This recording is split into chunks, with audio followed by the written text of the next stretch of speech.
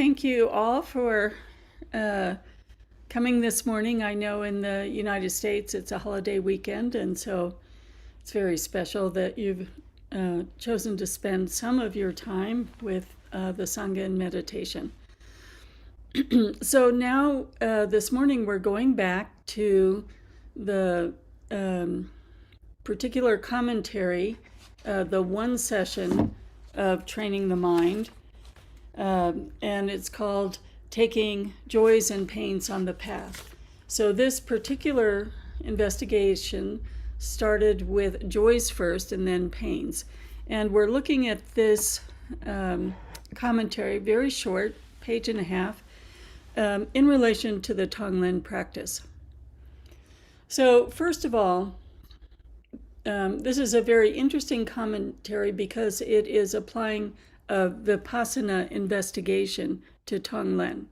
And Vipassana is the logical investigation of if there is an I, where does that I exist? How does it exist? What is the construction of dualism, and how do we undermine that construction of dualism? So every meditation we do consists of some sort of shamatha and vipassana, and the Tonglen meditation is particularly directed towards using our meditation skills, our stability of mind, to develop compassion. So if we go back to the big picture, when the Buddha became enlightened, he had a realization, and the nature of that realization was a leap from samsara, a leap from dualism into a non-conceptual state of mind. And it's very hard for us to imagine what a non-conceptual state of mind is.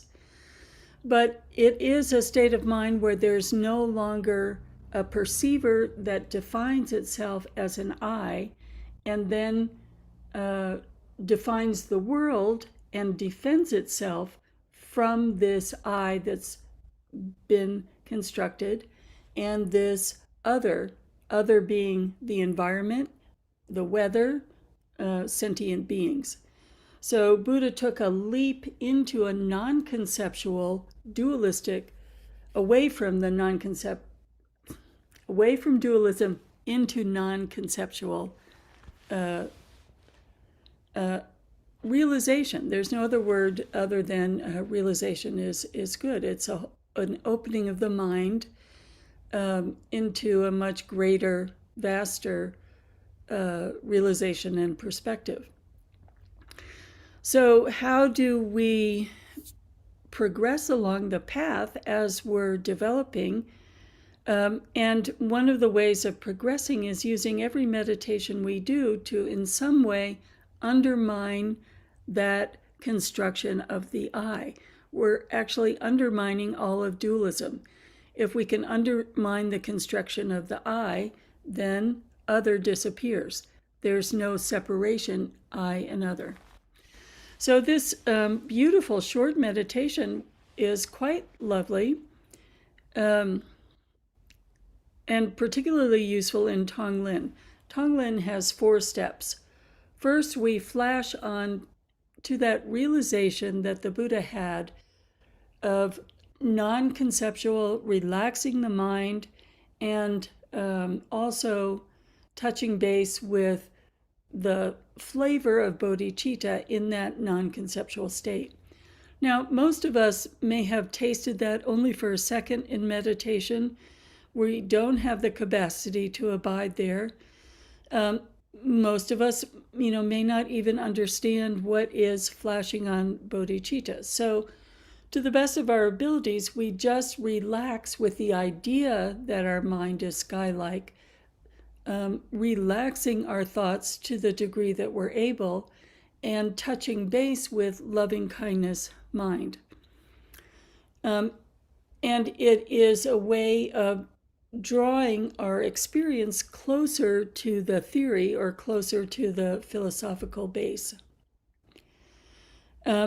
Whatever taste we have of this gives us confidence that our mind actually is this sky-like, easeful, relaxed, undefended openness.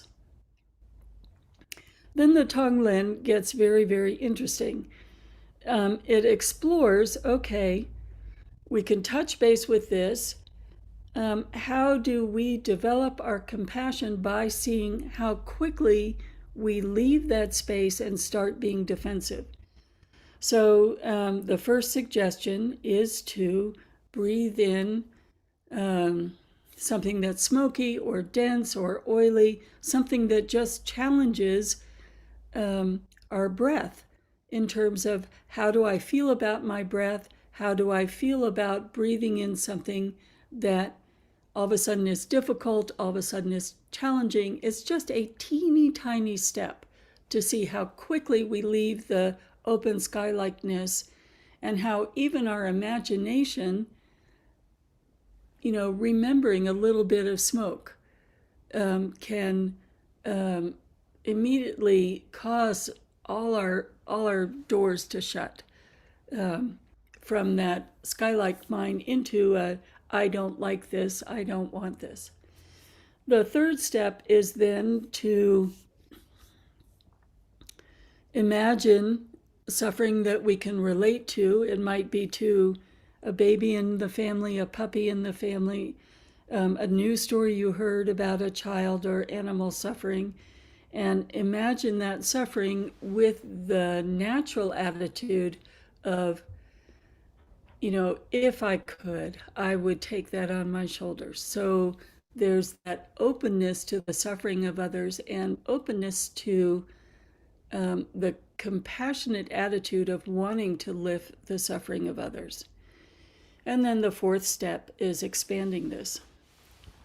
This particular commentary is really working with the first and second step.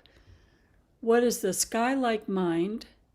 And as we start to take joys and suffering in our own life as part of our Tonglen practice, how do we understand learning more about the sky-like mind so our capacity is greater? So just again, simply, the Tonglen is breathing in the suffering of others, being willing to take on the suffering, taking on the suffering to the degree our imagination will allow us, and then giving away our good health, the warm sun, all the things that we want for our security or for our ease. So we did an exploration of joy, and now we're going to do the exploration of a painful suffering, which is the starting point for Tonglen. And we're going to question, who is it that's experiencing the so-called suffering? Is there an I that we can find that actually is suffering when we feel it in our bodies, anywhere in our bodies? So let's begin just by sitting in a meditation posture. And we might remember a time we stubbed our toe. I had dental work a week ago, so I can just easily remember myself in the dentist chair. It was cold the other morning, so maybe you went outside without your winter coat, and felt cold. So call to mind some not so terrible discomfort. And really see if you can go into that memory strongly.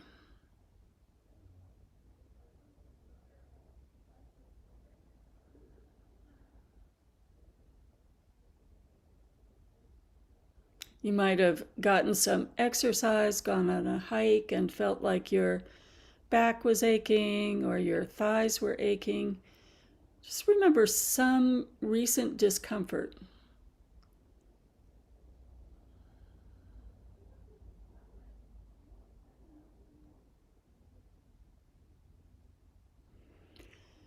And then let's really look at that.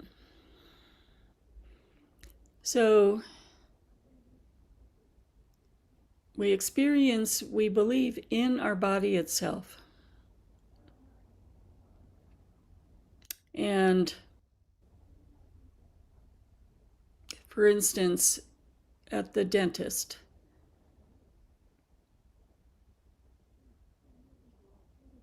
if I think of, was the tooth itself experiencing pain? Like if you have a tooth removed and it's, sitting in front of you in a dish, that tooth's not experiencing anything. That tooth has no capacity to experience pain.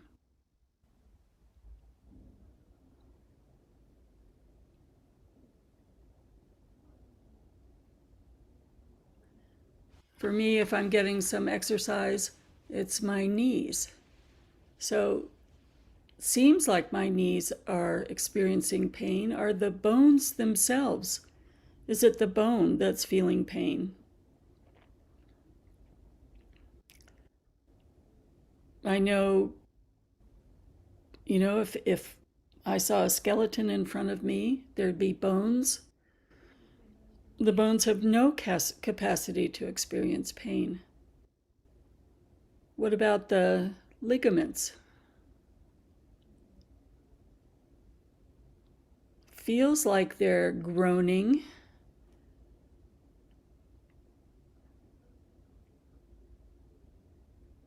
But the ligaments themselves, they're just a kind of tissue.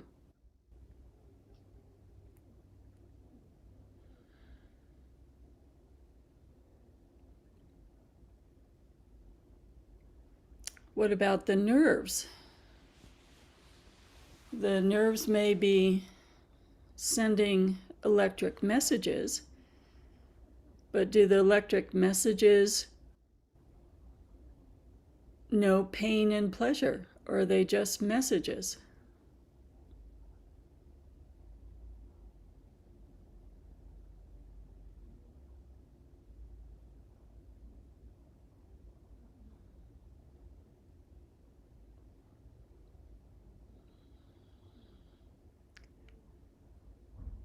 Well, what about the mind then?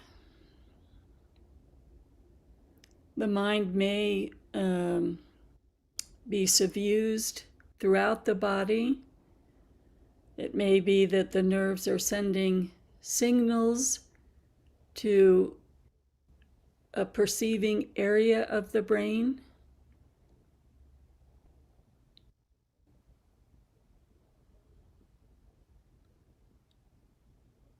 So there may be a thought about like or don't like.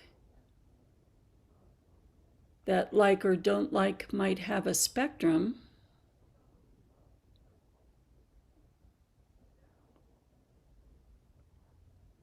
But is a thought anything tangible? Is it anything other than a momentary, elusive,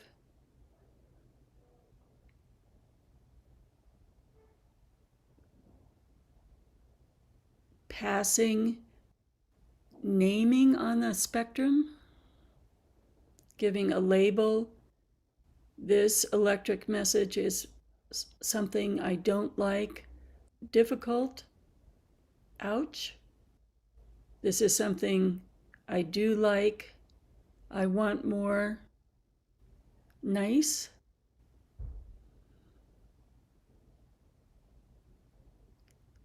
Labels that the perceiving mind starts generating. How nice, how ouch. Can the thoughts be located, or are they just moving within the sky-like mind?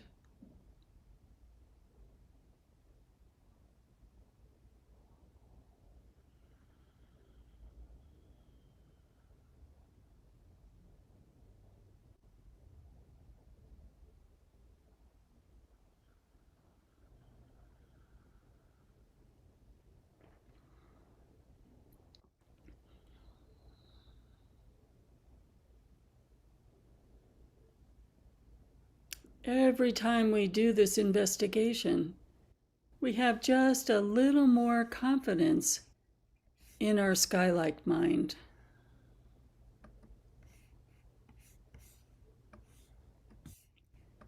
We have a little more doubt. Not that we're not experiencing, but the experience becoming sets of labels.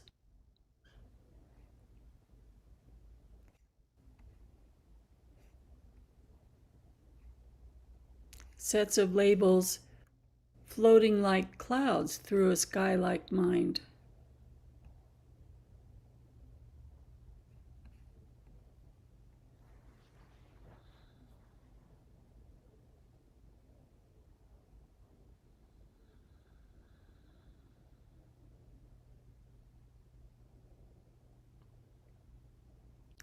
So with this confidence in our sky-like mind, let's go through the steps of Tonglen. First, breathing in through our imagination something that is a little difficult, oily, smoky, foul-smelling.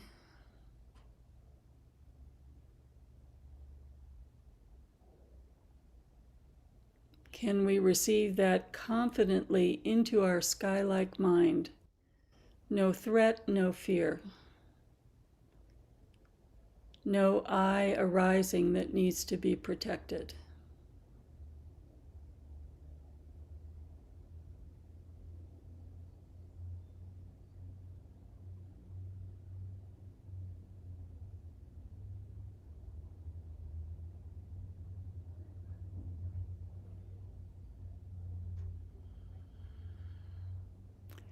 If there's an I with an opinion like or don't like, look to see. Is that not yet another thought conceptually floating and dissolving in the sky-like mind?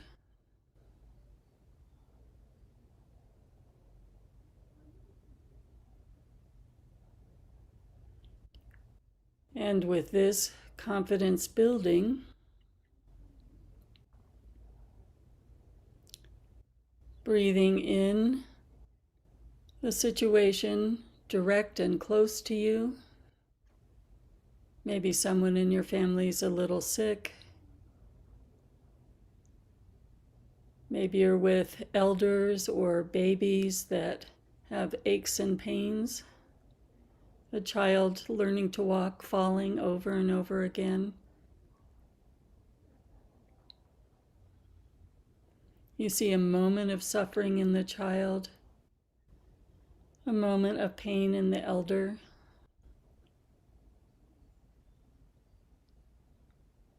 Can you take that into your sky-like mind?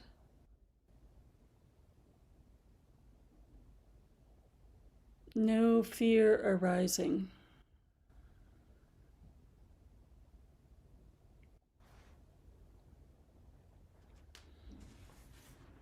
No habit of the instinct to protect, knowing that instinct is a conceptual thought floating through your mind.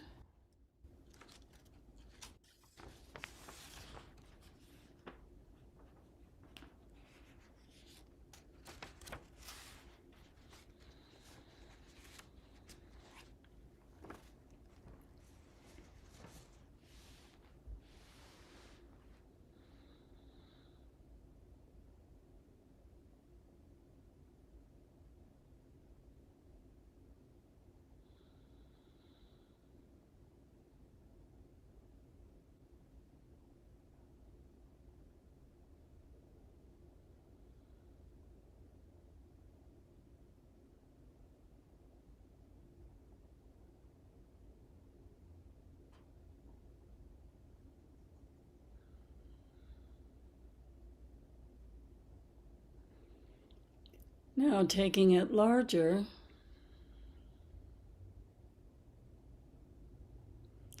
Thinking of that moment that we practiced with, where we recalled an instance of our own suffering, mental or physical.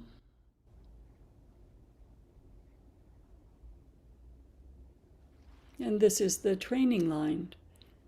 When suffering, I shall take on the pains of all beings. May the ocean of suffering become dry.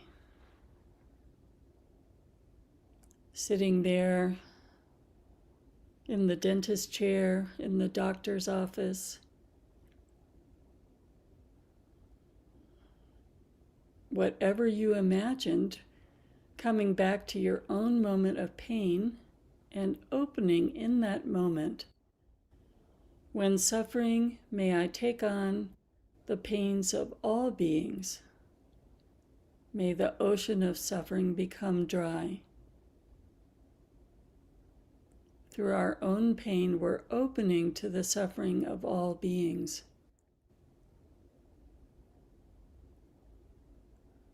And our compassion pervades our sky-like mind.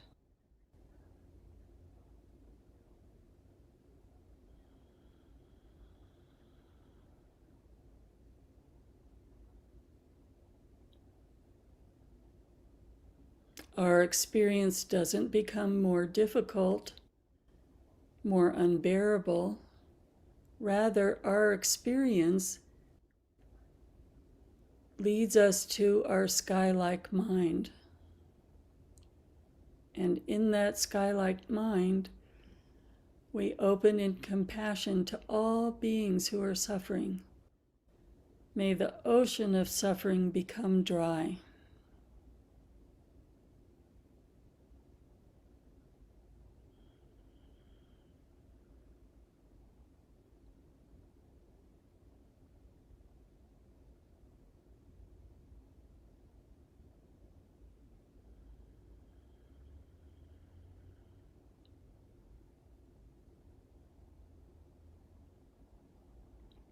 And like a wish-fulfilling jewel,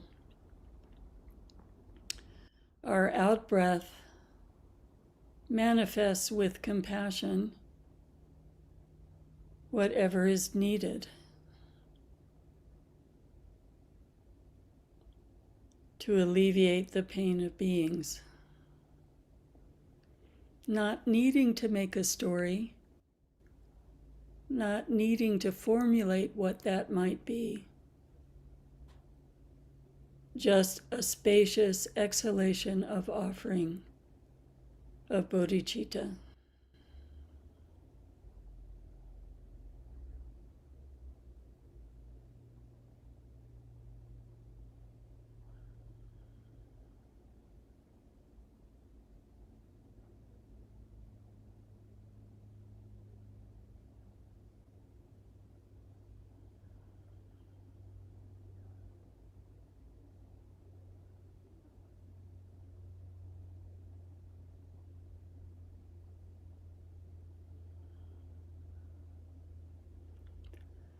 Let's take time with this exploration. You may want to focus more on the in-breath or the out-breath, or even the observation of the thought of I popping up with a conceptual defensiveness. Just observing.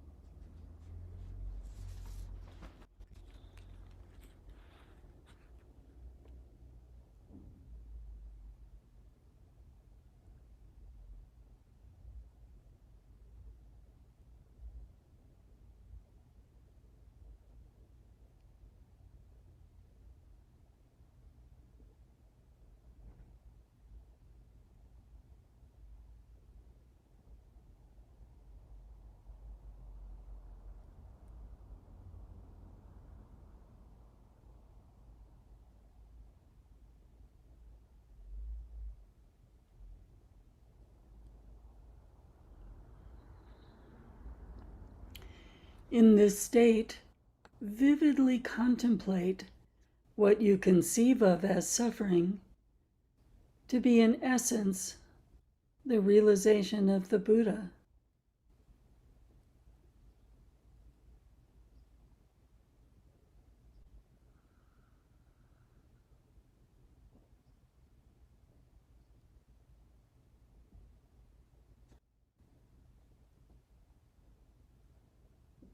How do we understand this?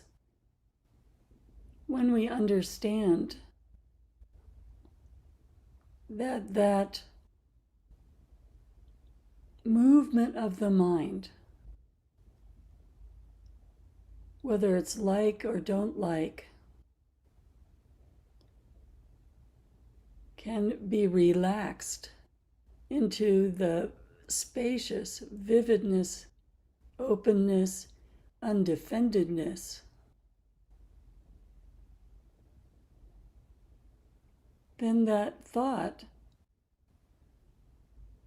is inseparable from the vivid, open, relaxed undefendedness. And this is our taste of the realization of Buddha's mind.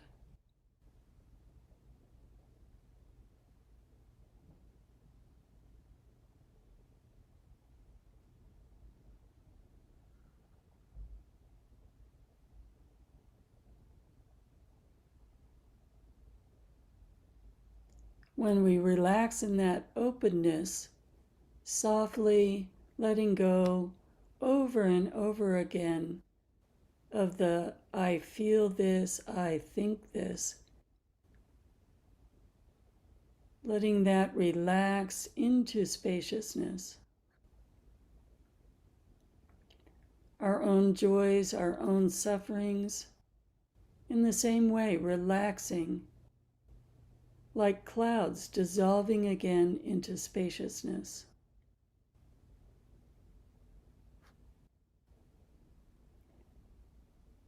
The thought of others, all the different kinds of sentient beings, their joys, their sufferings, we experience only in the context of our open sky-like mind. So all phenomena, self and other, dissolve into this open, spacious, relaxed state, all inseparable from the realization of the Buddha, inseparable from the realization of Tara or Chenrezig.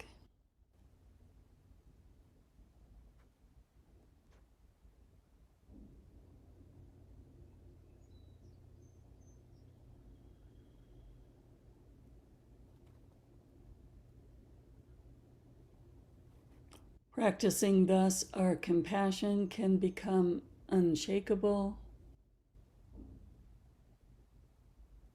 Our generosity of offering, limitless.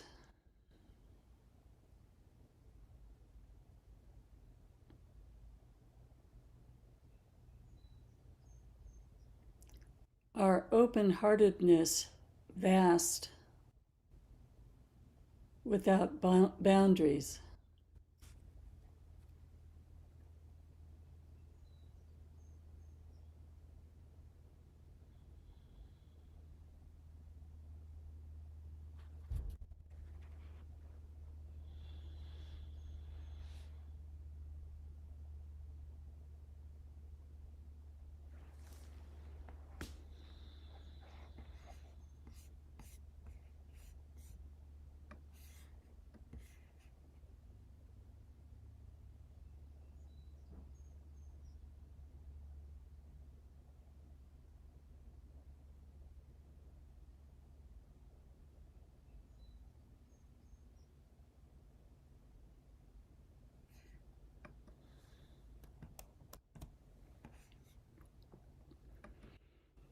And returning